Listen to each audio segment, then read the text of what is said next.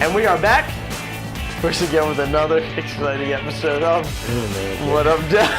So bad. It's on my knuckles. As always, I am Steve Solano. I'm Brendan Highland. And for those of you who know, and for those of you who, of course, don't, we sort of use What Up Doe as a platform to discuss what's getting our goat, Grinding our gears. and otherwise have philosophical discussion about life. Welcome back. What's going on? Day after St. Patrick's Day. Everyone's here.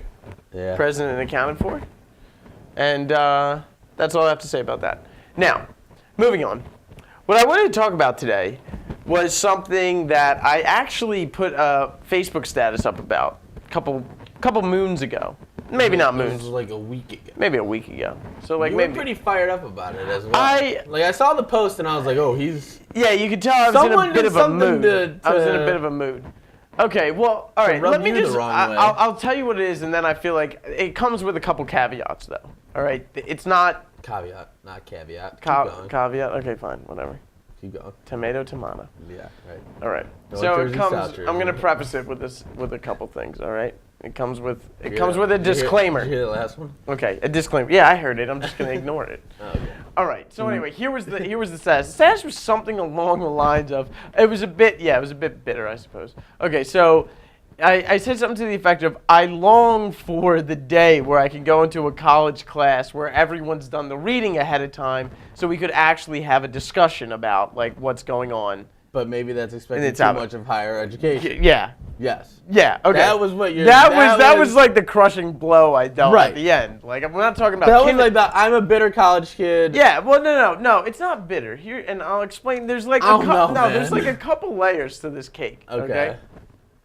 Layer number one is obvious, okay? Layer number one is that I am frustrated. Okay, and let me say this. I'm not a perfect student. There are plenty of times where I haven't done readings, okay? What class I'm gonna is this for?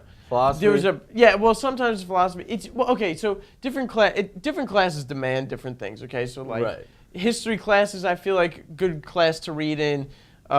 Even some science classes are really, it depends on if it's science, like... All right, so you're just going generally speaking. So I'm just going generally speaking. If there's things to be read, like, I don't know, read them, okay? And I guess this is like my problem with it, is that I really enjoy in-class discussion. Yeah. I actually, believe it or not, contrary to popular belief, I do like people sometimes. I really enjoy in-class discussion. And so like, I do like people, so I am interested in what people have to say. Right. Because I like talking. Right. This is why I do this show. Right. But for some reason, you'll get into a class, right? There's like 20 people, right? And it's like you and two people talking. Well, that's how one of our classes is. Yeah, and I just feel like I don't know, it's kind of sad to me. The buzzkill is when you sign up for a class and you see the topic and you're like, this should be a great class. This should be a great class. This could be like a very discussion-oriented class, like whatever.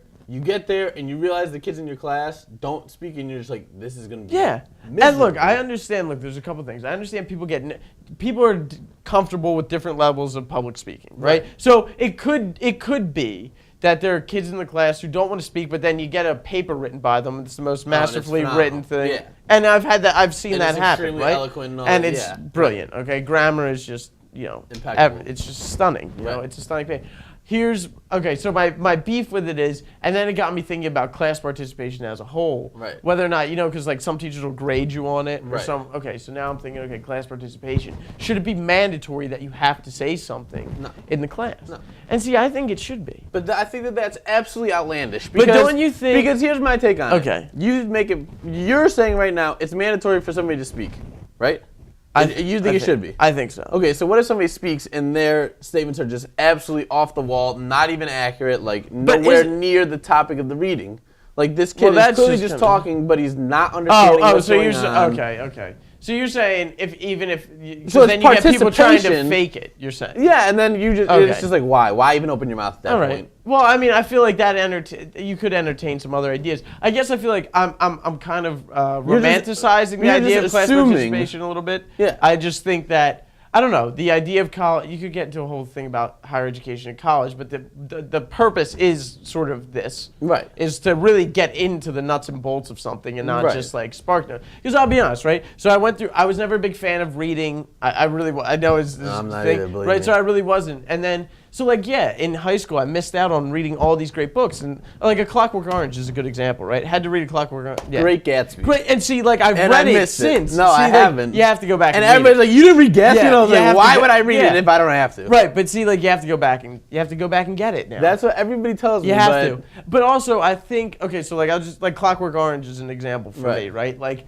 I briefly skimmed it when I had to do it in high school. Right. All right. Sorry, Miss Simzak, but she was a great teacher, but I just didn't get into it. Sister Joella, Mr. Harris, Miss Walsh-Morman, and I had somebody else for English. Yeah.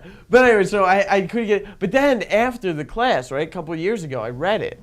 And I had seen the movie. It's Stanley Kubrick directed. All right. Anyway, this is getting off topic. But anyway, what I'm saying is, having participated, I took so much from it. Okay. And like, I feel like there's a reason obviously there's reasons that you get assigned these works. I don't know.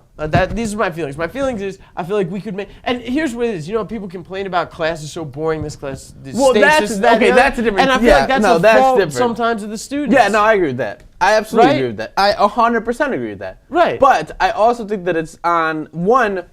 I will give credit to some of my teachers who see the lack of class participation and try to call on certain kids. Right. And it annoys me and irritates me when the kid is just clearly like has a big FU stamped across the forehead to the teacher, and it's just like, why? Like, this is a discussion class. There's literally no right and wrong answer to this. Right.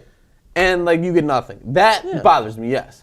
In a class where it's like you could be right or wrong, and it's like clear, like either you're right or either you're wrong. I can understand like if you didn't come prepared to the class, then like you're a little more hesitant. I get that. Well, even math, so like math would be a good example. You go up to the board, do a problem, answer a problem out loud. Not that that really happens now, but back in the day. Back in the day. But, I don't know. But if you're uncomfortable with doing that, you don't want to be wrong. Okay, like I get it. I understand. I'm with it. But at the same time, I feel like if that's not shed though by the fact that you're 20 years old, like that's what I mean. We're not talking about kids anymore. Right. It's just like. I don't know. So I think what upsets me the most is when I hear people say, "Oh, this class is so boring," and meanwhile, me and like Jim, Marie, and whoever are like having a conversation the whole class. I'm really enjoying it, and then everyone else is saying how terrible it is. And I just feel like that's not right. But then some people will look at me and be like, "Okay, but like you're enjoying it, so why do you care about what everybody else is doing?" And it's because the potential for the class to be even more so than what you already are experiencing is out there. And like the fact that it's untapped is bothersome. That's what I'm saying. I'm giving people the benefit of the doubt and saying, I bet you have some insightful thing to say. Right. Maybe that's me being generous. But I don't know why I would be inclined to be generous. I feel like sometimes like when you push kids, like you're going to get something and you'd be like, wow. Yeah.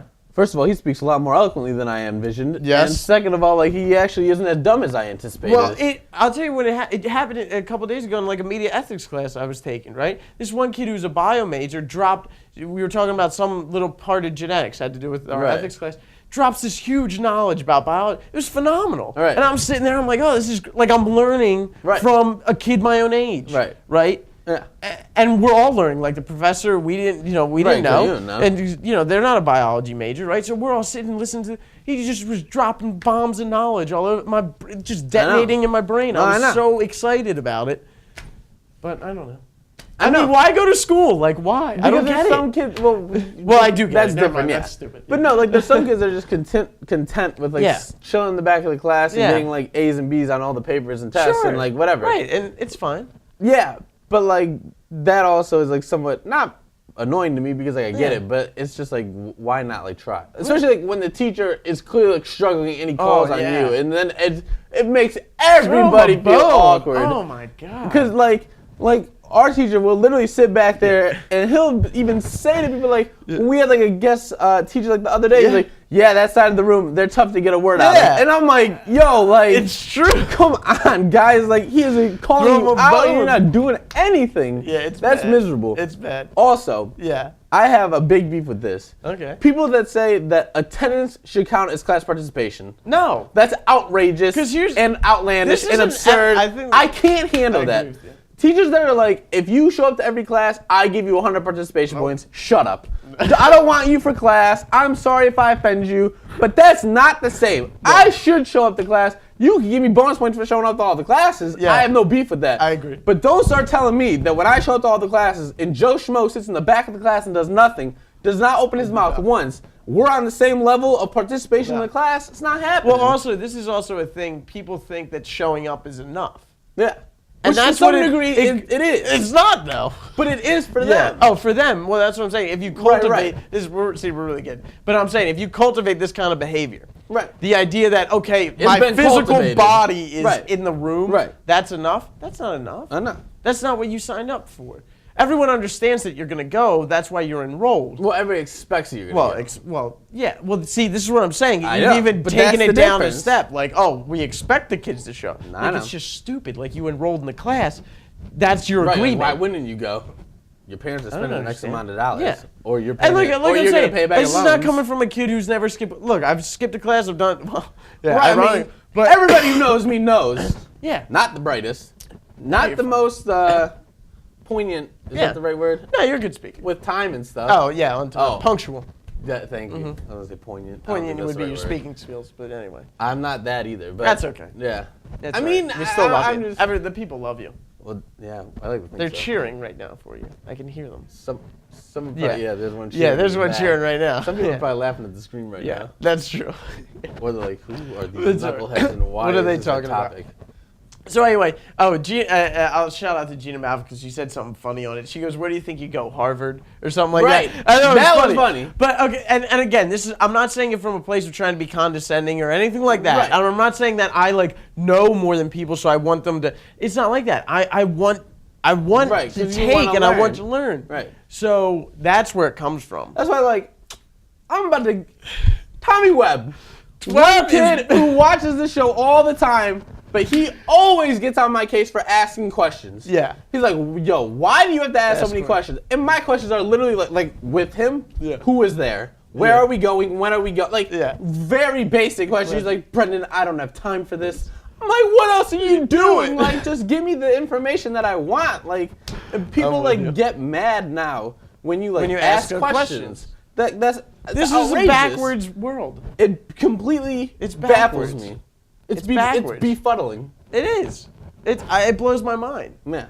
Carl Sagan, I could go on my favorite quote. He said, "We'll be judged by the courage of our questions and the conviction of and the depths of our answers." Well, there you go. It's a great quote. I mean, it's words to live by right there. Carl Sagan, Cosmos, check it out. The late Carl Sagan, the late great Carl Sagan. Anyway, good Lord. We go on. So anyway, I think that does it. That about does it. Yeah. We both participated in this conversation. True. And see how exciting that can be? Hopefully we get some participation. Maybe, via Facebook, likes or comments. Yeah, that would be sweet. But anyway, as always, we've distilled the topic. Anything left to say or no? You want to close with anything? No, I think we're good. Okay. All right, excellent. As always, I am Steve Solano. Raise those hands. Stand up and say something. Yeah. See something.